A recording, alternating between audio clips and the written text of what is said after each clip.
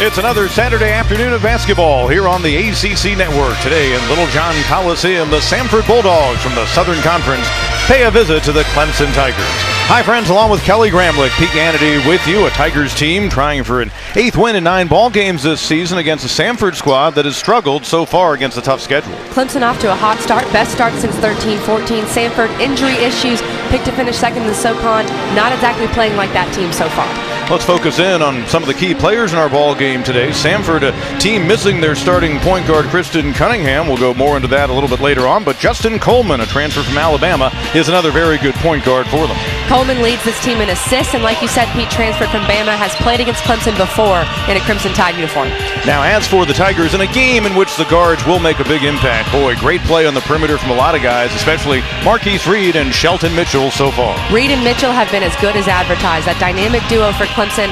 Marquise Reed 5 threes against UNC Asheville, and Shelton Mitchell averaging 5 assists per game. And so we're ready to go on the 4th all-time meeting between the Tigers and the Bulldogs. Their campus located on the south side of Birmingham, Alabama, near the Mountain Brook section of that city. And you see Elijah Thomas getting ready to jump center against Eric Adams. Tigers lead the all-time series 3-0. It's been about a decade since their last meeting here in Little John in 07 and 08, and we're underway as Clemson tries to beat a Southern Conference team for the second time this season. Looks like Samford's coming out in a zone. They've got a couple of guys who aren't starting the game today for disciplinary reasons as Gabe DeVoe loads up, and the Tigers knock down a 3 to start things out. It up just under 14 times a game. There's their head coach, Scott Padgett. If you're a basketball fan for a while, you've heard of him. He was a great player in Kentucky on a couple of national championship teams in the late 90s. Brad Brownell going for his 132nd win at the helm of the Tigers, and he's approaching 300 in his coaching career. Just 5 shy of that number as the day begins. As you said, Kelly, Coleman with the ball played against the Tigers over in the Well in Greenville a couple of years ago. He had 3 points and 5 assists. Chambers drives inside, and there is Marquise Reed with another steal, his 12th of the season. Both teams shoot the 3 really well. Samford also shooting right at that mark, about 36%. So this game might come down to who shoots the ball better from downtown. There's Coleman, scored from that place on the floor moments ago. Native of Bosnia, high off the glass, maybe a half Euro step on his way to the hoop, and a quick lead change here as the Bulldogs go up by 1. And again, Clemson settling for 3s, and that's one way to break a zone is to hit 3s, but if you keep missing them, it's going to be a problem for the Tigers. Kevion Nolan, a freshman, getting a start today due to attrition, and he drains that tray. He was 30% coming in, and just like that, the Bulldogs, the early 4-point advantage. PG-13, get tickets now. Samford off to the early 4-point lead on the Tigers, 7-3. But really, their defense has been more of the story so far as we're welcoming it back in, along with Kelly Gramlich, Pete Hannity with you. And let's face it, Bulldogs have thrown a zone at Clemson. It's not worked out too well on the offensive end for the Tigers so far. They haven't. Clemson settled for 3s, Pete. I mean, 7 threes on 8 shot attempts is not how Clemson wants to play. I know the Tigers are better shooting the ball from 3 this year, but you got to attack the basket and go inside. And one way to remedy that zone is to rebound the ball, especially offensive rebounds. Clemson right now 2 boards on the game, and Samford already with 6. Tigers have to be better on the boards. Make you beat us with your jumper. Chambers. I think he probably got caught in between right there. Might have been better to take the shot. Tigers forced a turnover, looking to score for the first time at about 5 minutes on the game clock. Nice find by Sims, and Elijah Thomas, his first bucket of the game. And that's what they want to do. They want to feed the post. Samford, for all of their substitutions, they essentially traded out 4 for 4 in that last timeout, staying in that zone. Little kick for Reed. And Marquise draining the 3, 41% beyond the arc, comes into this ball game off 19 against Asheville, in which he was 5 out of 7 on 3-pointers. Pull over along I-85 on the Clemson side of Atlanta. Waited a gas station 3.5 hours for another bus. Oh my gosh. So they got in 12 hours before tip-off. That's when heads went on the pillow. There's Lockett with the steal. Unforced error by the Tigers. Here is Nolan. Little pull-up to add that to his early 3, and it's back out to a 3-point Samford lead. I don't know if Samford has used any man-to-man so far. That's how you beat a zone. And Dante Grantham with an exclamation point. The Tigers back in front by a couple. And Fouls adding up for the Bulldogs. That'll be their 8th as a team. And here, a beautiful pass from Shelton Mitchell. Dante Grantham flushes it home. Clemson up 2.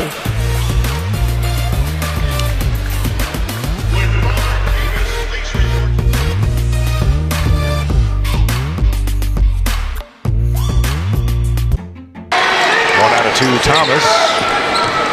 Tigers showing pressure. Coleman to beat the buzzer. Would have counted had it gone. That's how we arrive at halftime here in Littlejohn. We went back and forth lead change wise during the opening half 4 times, and the Tigers head to the break with a 5-point advantage. Clemson 6-0 this year when leading at the half. Samford is 0-5 when trailing. Tigers and the Samford Bulldogs of the SoCon. Clemson trying to go 2-0 against teams from that conference this year after their opening win against Western Carolina. We're back with halftime after this.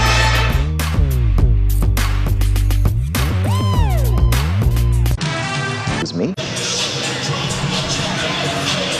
Tigers own the 35-30 halftime lead on Samford, although one would suppose Brad Brownell is maybe instructing them on how to do some things better in terms of offensive execution. With Kelly Graham, with Pete Hannity back with you here in Littlejohn, and particularly having seen a zone out of Samford for the first half, and that's something that, boy, you religiously work on as a basketball team, because you're going to see zones now against any opponent in college basketball. That didn't used to be the case. A lot of teams would just play man-to-man, but thoughts on what the Tigers need to do going into the second half and what Samford needs to do to kind of hang around like they have? Well, you see a lot of mid-majors play zone because you want to pack it in.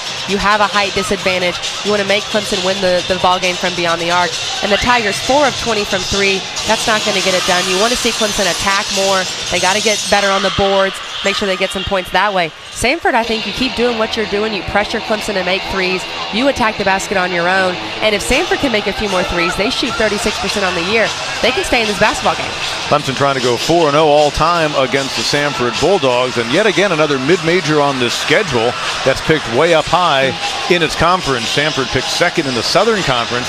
Last year they won 20 games, made the Final Four of their league tournament, almost bumped off a really good ETSU team that would win that league in their conference semifinals. So if nothing else, you feel good about the fact you're being tested by an athletic Samford team. I mean, they've got some guys who are quick enough to play in just about any Power 5 conference in the country. Samford's coming off their best year in 11 years. They won 20 basketball games last year. This is a good, solid mid-major team. They've had some injuries, but still, I think Brad Brownell would like to win this game by double digits. You don't want to be up 5 at half, but they are getting tested, and that's what you want in the non-conference if you're Clemson. Take a look at our first half numbers, and you will notice halfway down the right-hand side that glaring albatross for this Clemson team, just 25% beyond the arc so far. And that's not going to get it done, like we said earlier, Pete. More just the attempts. 20 attempts is too much for this Clemson team in the first half. You got to attack the basket more. And you see Samford only 7 attempts. They've attacked the basket. They've attempted 13 less threes, and they've made the same amount as the Tigers. Clemson team trying to stay unbeaten when leading at the half this year and get win number 8 on the season. Well, as we are at the holiday season, hope it has been warm and well for you and yours so far. Perhaps some of you have already finished your Christmas shopping. Perhaps others haven't even gotten the order yet to get out the boxes that have the decorations in them. And we know when those orders usually arrive, they are stern and swift. In any case, it is our obligation we feel to you to help you with whatever endeavors may have you getting gifts for those you love and care for, or maybe those you're just trying to buy a better ugly sweater for next year's Christmas time. So we will go to break with our own ability to spread good cheer and get some ideas for you for your gift giving in these weeks ahead. Halftime continues here in Littlejohn Coliseum. A 5-point lead for the Tigers on the Samford Bulldogs. Pete Hannity, Kelly Gramlich back with you. We've talked quite a bit on these telecasts about all the wonderful things with the Clemson Life program and what a great impact that makes on the university, and Clemson basketball very much involved. In fact, recently the kids from Clemson Life were hanging out with the kids on the Clemson basketball team. And there's a look at Clemson Life. When I played at Clemson, we had a Clemson Life manager as well. One of the great things Clemson does here to incorporate everyone into the Clemson family. Yeah, it really is something. And again, very active. Some of the Clemson Life folks are involved with managing with the Clemson basketball team. Well, we've had all kinds of fun here. You know it's serious fun when Silly String makes an appearance. Second half is just ahead.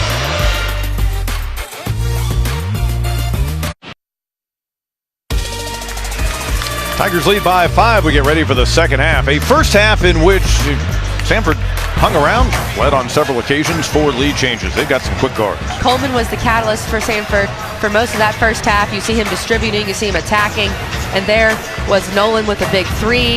You had Peters who went to work inside, got some good dishes from Coleman. There's another Coleman pass to Adams. Coleman again, the catalyst for Samford.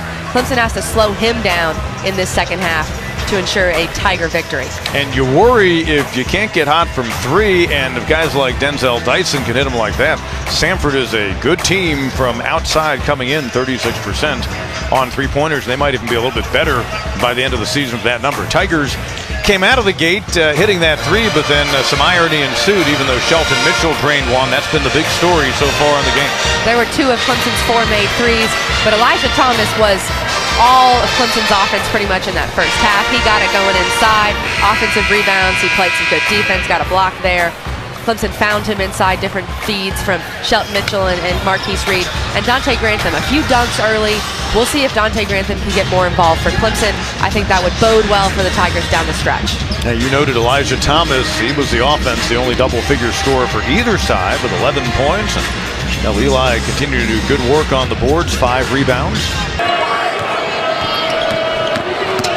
Coleman, kick it to Denzel Dyson. The Samford Bulldogs out of the halftime locker room, a 7-0 run. It's from beyond the arc. And that time, Sims forced into the turnover. Coleman doesn't have the numbers. Oh, look at the up, under, and then kiss off the glass. And the Bulldogs matching their largest lead of the game. And Brad Brownell has seen enough.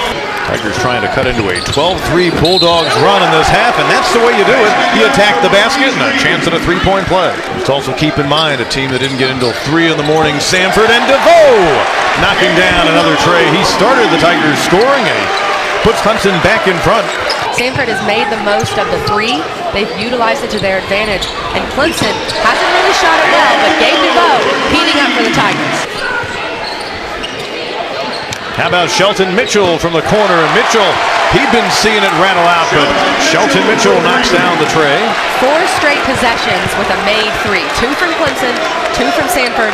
These teams are literally trading baskets right now. Visit your local dealer. We can't confirm if the drummer did or did not show up today, but that's some of what's going on here in Little John Coliseum. Here in the background, along with Kelly Gramlich, Pete Hannity with you. A 5-point lead for the Tigers. I think Gabe DeVoe is a metaphor for how things have gone in this game, scoring-wise, for Clemson. Without a doubt. He did not shoot it well in that first half. That was his only made 3 of the first half, but the second half, he's really come alive for Clemson, knocking down 3 threes in this second half of the game. He's kept shooting the ball. I know he missed a few early, but as we said before, shooters keep shooting, and that's what the coaching staff have told him. You see it there, 3 of 5 in the second half. He has been an offensive catalyst for Clemson in the second half of play. With that being said, Tigers have gone 4 minutes without a field goal, although Amir Sims, front end of the 1-and-1, had a chance to add to this 5-point lead. Clemson's led by as many as 7. Ooh, trap, nice find. Grantham, and he gets the roll. Biggest lead of the game for Clemson, 8 points. Bulldogs. Nolan unable to change that. Mitchell on the run out. A step through and right around the defender, Denzel Dyson. Tigers have built a double-figure lead for the first time this afternoon at 63-53, and Scott Padgett has seen enough. He will go ahead and use his second timeout. And a couple of guys who grew up along the Ohio River on either side of the state line. Scott Padgett of Samford from Louisville, Brad Brownell of the Tigers, of course, from Evansville, Indiana. And they shake hands at midcourt, and I think Brad Brownell appreciates that Scott Padgett brought a quality team in here, undermanned at that, and gave his Tigers a ball game for the better part of the day. Hey, a guy who knows a lot about getting some good games in the back pocket was watching today as well. Solid win for Clemson, all 5 starters in double figures. Keep building that momentum toward ACC play. Tigers improved to 8-1 on the season with the 81-59 victory over Samford. On behalf of Kelly Gramlich and our crew, Pete Hannity saying so long. This has been a presentation of ESPN.